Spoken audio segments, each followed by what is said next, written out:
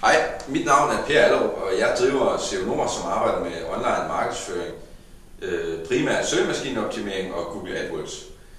I dag vil jeg fortælle dig lidt om søgemaskineoptimering, hvad det er, og ikke mindst hvad det kan gøre for din forretning og din hjemmeside, webshop eller hvordan du nu markedsfører dig på nettet.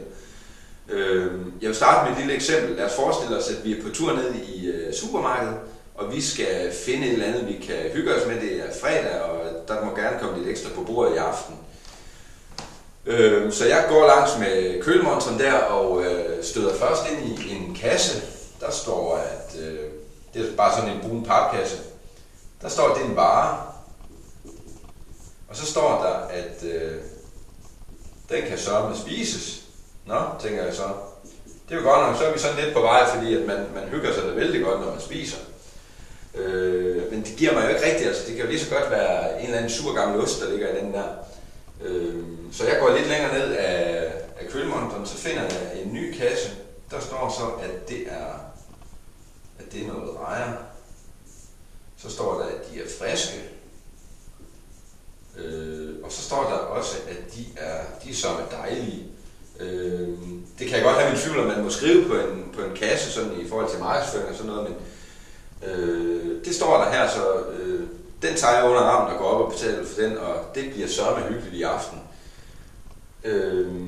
Så tænker du, hvad har rejer og kølemontre med min hjemmeside at gøre? Men det har faktisk, det eksempel her har en hel del med det at gøre, fordi hvis du er på jagt efter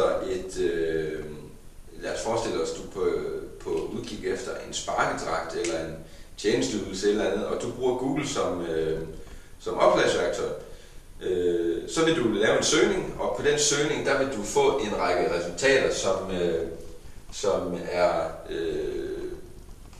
de er formateret på den måde, at der er en overskrift, og så er der 2 linjer beskrivelse, og så er der et klikbart link i bunden her. Og så ser du, på hver side har du 10 resultater, du skimmer ned over og ser, at der er nogen, der er interessante for mig her. Og halvdelen af resultaterne, der står, at det er en forside.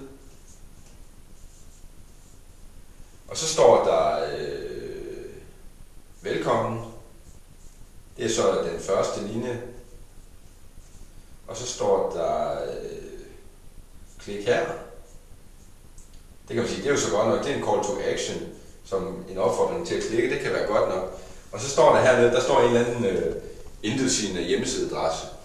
Det siger jo ikke ret meget om hvad der egentlig er inde på den her hjemmeside. Det svarer til den kasse, vi har heroppe. Så et andet resultat, det er sjovt nok et af de lidt højere resultater, der er. Der står sparkedragt. Så står der, det er titlen, altså det øverste klikbart. Så står der stort udvalg, og så står der hurtig forsendelse.